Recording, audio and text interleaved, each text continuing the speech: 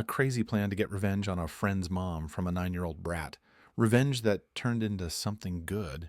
Growing up in a small suburban neighborhood, I was the kind of kid who understood the basics. Soap was for washing, towels were for drying, and the toilet was for, well, you know. My childhood was filled with simple logical truths like these. There was no room for complexity, no hidden rules that turned mundane objects into artifacts too sacred to touch. At home, my mom was practical. Our soap was the standard bar of Ivory or Dove, nothing fancy. Our towels were plain, usually a bit worn from constant use. And in my world, soap was always meant for scrubbing. Towels were for drying, and that was that. I'd never come across the concept of decorative anything, let alone soap or towels. I had no idea that these seemingly ordinary household items could serve any purpose other than the obvious. Then, one fateful day when I was 9, I went to my friend Danny's house to hang out. Danny was the cool kid in the neighborhood, the one with the latest video games, a trampoline in the backyard, and a seemingly endless supply of snacks. His house was like a paradise for a kid like me. It was a world of new experiences, where every corner of his house seemed to offer something exciting or unknown. After a few rounds of jumping on the trampoline, we decided to head inside and play some Monopoly. As we started setting up the board, I excused myself to use the bathroom. I walked down the hallway and entered what I assumed was just an ordinary bathroom. But this was Danny's mom's bathroom, and she was no ordinary mom. The bathroom was pristine, almost unnervingly so. The walls were painted a soft lavender, and the room smelled faintly of lavender too, which I assumed was just good air freshener. Little did I know I was in the realm of what I would soon come to recognize as decorative hell. I washed my hands, as any decent human being does, and reached for the soap. That's when I saw them.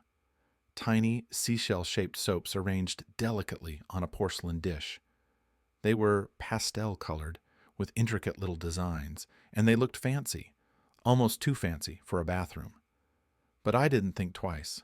I grabbed a seashell-shaped soap, lathered it up, and marveled at how soft and nice it felt. Fancy soap is fancy soap, right? Might as well enjoy it. I finished up, dried my hands on the plush towels that were neatly folded on the rack, and went back to join Danny in the rec room. Monopoly was in full swing, and I was happily plotting how to bankrupt him when we heard it. The scream. "Who used my soap?" The shrill accusatory voice echoed through the house, like a banshee wailing in the night. Danny and I exchanged wide-eyed looks, both of us frozen in place, game pieces in hand. Then we heard the thunderous footsteps as his mom, Mrs. Benito, came storming down the stairs like a fury unleashed. Clutched in her hand were the delicate, now slightly damp seashell soaps. Her eyes were wild, and she was seething with rage. "Which one of you little bastards used my decorative soaps?" she shrieked, her voice quivering with anger. I was in shock. I had never seen an adult so enraged over something so trivial. My mind raced, trying to comprehend the situation. Was this some kind of joke? Had I just broken some ancient unspoken rule? When no one else spoke up, I knew it was up to me to confess. Meekly, I raised my hand, like a kid who'd just been caught sneaking a cookie before dinner. "I did," I said, my voice barely above a whisper. "Was I wrong?" Her eyes narrowed, and she fixed me with a glare that could have turned me to stone. "You ignorant little shit," she spat, her voice dripping with disdain. "Those soaps are for decoration only. What kind of idiot doesn't know that?" My heart sank as I tried to explain myself. I didn't know. I've never seen soap that you're not supposed to use." But she wasn't listening. She was too busy muttering about how my mother must have raised me wrong, how I was a terrible kid, and how dare I ruin her precious soaps. Then she stormed back upstairs, still muttering under her breath. I stood there, utterly mortified. I could feel the heat rising in my cheeks, the sting of tears threatening to spill over. I wasn't just embarrassed. I was furious.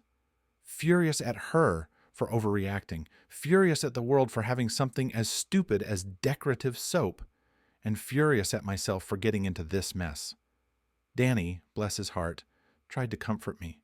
He apologized for his mom's outburst and told me that she was crazy about her decorative soaps and towels.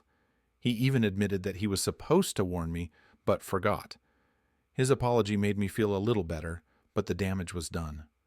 Revenge is a dish best served cold, and in my case, it was about to be served steaming hot, straight from a dog's backside. It took me about a week to get my plan in motion. During that time, I didn't tell anyone what I was up to, not even Danny. This was my mission, and I was going to carry it out solo. You see, one of my chores at home was cleaning up after our dog, Max. Max was a big boxer with an even bigger appetite, and what goes in must come out.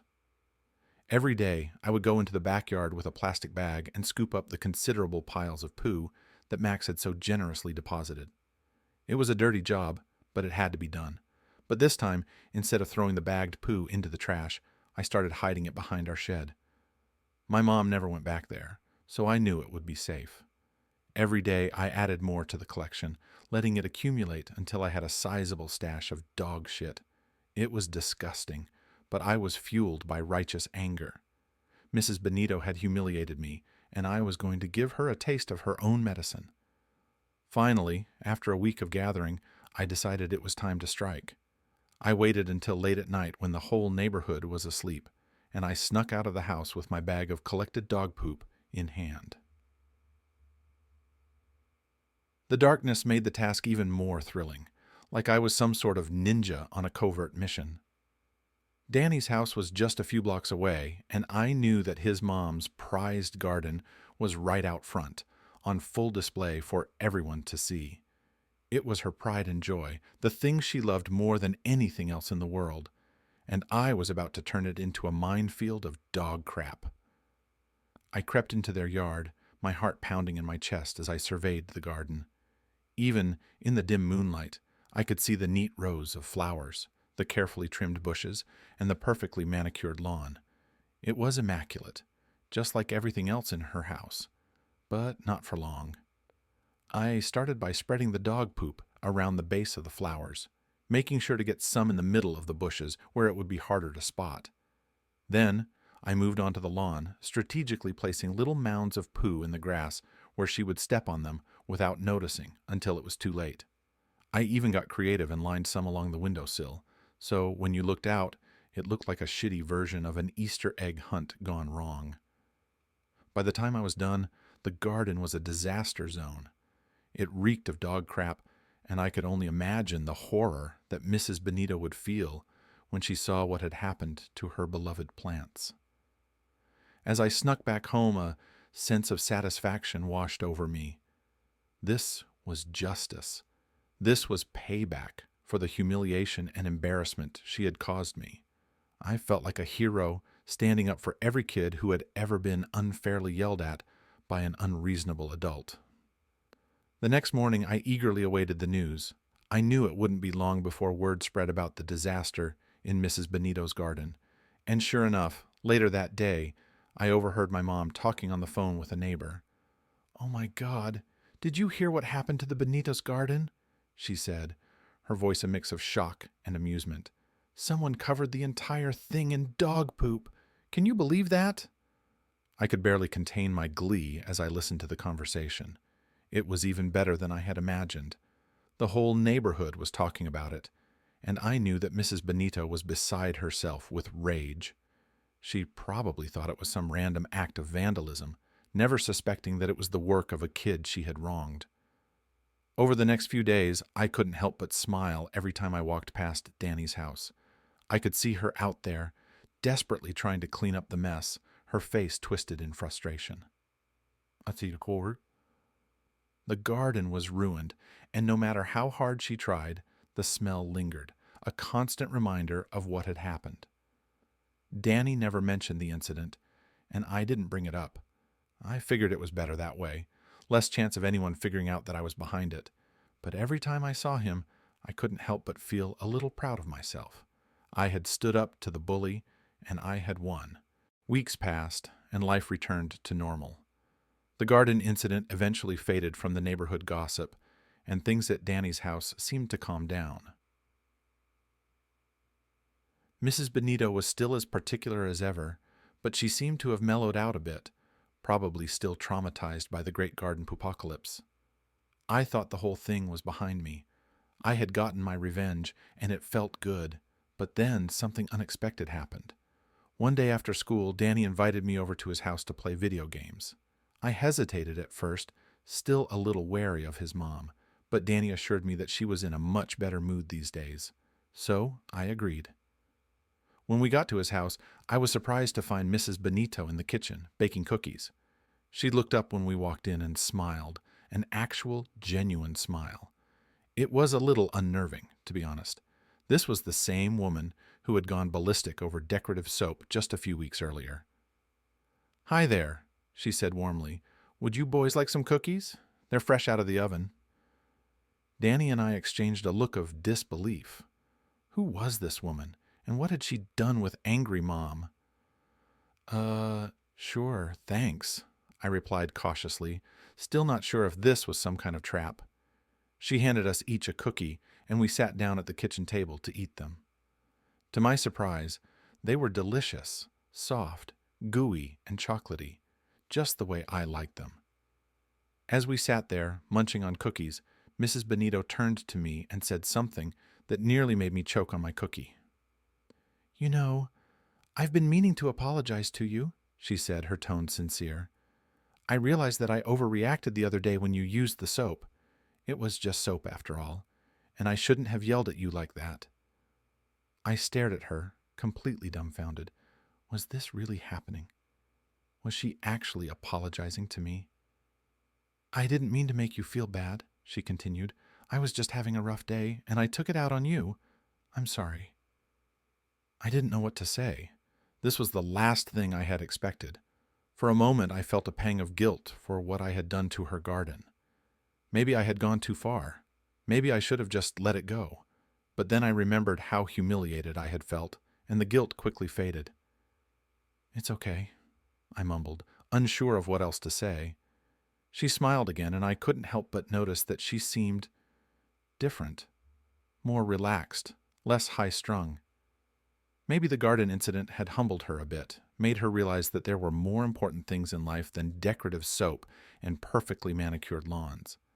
After that day, things were different.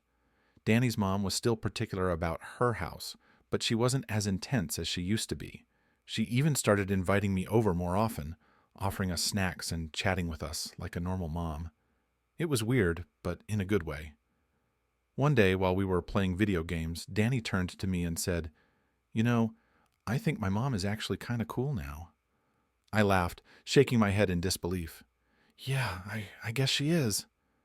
And that's when I realized that maybe, just maybe, people could change, even someone as crazy as Mrs. Benito. Just as I was getting used to the new, improved Mrs. Benito, life threw me another curveball. It happened on a sunny Saturday morning when I was out in the front yard playing catch with Max. My mom came outside, holding the phone with a strange look on her face. "It's for you," she said, handing me the receiver. I took the phone, curious about who could be calling me. "Hello?" "Hey, it's Danny," came the voice on the other end. "You'll never guess what happened." "What?" "You know how my mom's been all chill lately? Well, I think I know why. We found out that the garden incident was actually a blessing in disguise." I blinked in surprise. "What do you mean?" Danny's voice was filled with excitement as he explained. "So, after the poopocalypse, my mom was so upset that she decided to get rid of the old plants and flowers and start fresh. She spent weeks researching and finally decided to plant a new garden with these rare, exotic flowers that she'd always wanted to try." "Okay," I said, not sure where this was going. "Well, it turns out that these new flowers are, like, super valuable. Some gardening magazine featured them, and now people are offering my mom a ton of money for them.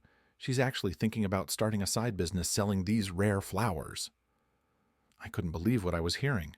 The very thing I had done to get back at her had somehow led to her finding a new passion and a potential business opportunity. "So, you're telling me that because of the dog poop, your mom is now making money from her garden?" I asked, still trying to wrap my head around it. "Pretty much," Danny replied with a laugh. "It's crazy, right? But the best part is that she's been way more relaxed and happy ever since. It's like she's a totally different person. I didn't know whether to laugh or cry.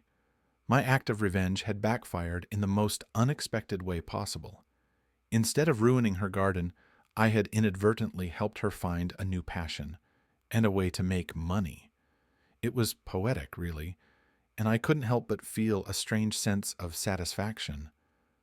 Man, that's wild, I said, shaking my head. Who would have thought? Yeah, it's pretty cool, Danny said. Anyway, I just thought you'd want to know. Maybe we can come over to your place later and hang out. Sounds good, I replied, still chuckling at the absurdity of it all. See you later. As I hung up the phone, I couldn't help but smile. Life had a funny way of surprising you, and this was one surprise I hadn't seen coming. I had set out to teach Mrs. Benito a lesson, and in the end, I had learned one myself. Revenge, as it turns out, is a dish best served with a side of irony. In the weeks that followed, I found myself reflecting on everything that had happened. The incident with the decorative soap, the poop-filled garden, and the unexpected twist that had turned my act of revenge into something positive. It was like something out of a movie, a comedy, of course. I realized that maybe I had been too quick to seek revenge. Maybe, instead of retaliating, I could have just let it go. But then again, if I hadn't taken action, things might never have changed. Mrs. Benito might still be the same high-strung, obsessive woman she had always been, and I might still be harboring resentment. But life had a way of working things out, and in the end, everything had turned out for the best. Danny and I were closer than ever, and his mom had found a new passion that brought her joy and fulfillment. And as for me, I had learned a valuable lesson about forgiveness, change, and the unexpected consequences of our actions. One afternoon, as I was walking past Danny's house, I saw Mrs. Benito in the garden, tending to her new exotic flowers. She looked up and saw me, and instead of glaring or scolding me, she waved and smiled. "Hey there," she called out cheerfully. "Come take a look at these beauties." I walked over, curious to see what she had planted. The garden was filled with vibrant colors and unusual plants that I had never seen before. It was stunning, and I couldn't help but admire the work she had put into it. "They're amazing," I said, genuinely impressed. "Thank you," she replied, beaming with pride. "It's funny how things work out sometimes, isn't it?" "Yeah," I agreed, smiling to myself. "It really is." As I walked away, I felt a sense of closure. The tension, the anger, the desire for revenge. It was all gone. In its place was a newfound respect for the power of change and the importance of moving forward. From that day on, I made a promise to myself to let go of grudges, to focus on the positive, and to embrace the unexpected twists and turns that life had to offer. After all, you never know when something seemingly terrible might turn into something wonderful. And who knows, maybe one day I'd even find myself using decorative soap again, this time with a smile on my face and a story to tell. Epilogue, the moral of the story. Years later, as I look back on that time, I can't help but chuckle at the absurdity of it all. What started as a simple misunderstanding over decorative soap turned into a life lesson that I'll never forget. Sometimes, the things that anger us the most can lead to the greatest growth. Sometimes, revenge can backfire in ways we never expected. And sometimes, the people who seem the most unreasonable can surprise us with their capacity for change. In the end, it's not about the soap or the garden. It's about the people, the relationships, and the lessons we learn along the way. And as for me, I've learned to appreciate the beauty in the unexpected, the humor in life's little twists, and the value of letting go. After all, life is too short to hold on to grudges, especially when there's so much to be gained from moving forward. So here's to forgiveness, to change, and to the power of a little dog poop to turn the world upside down in the best way possible.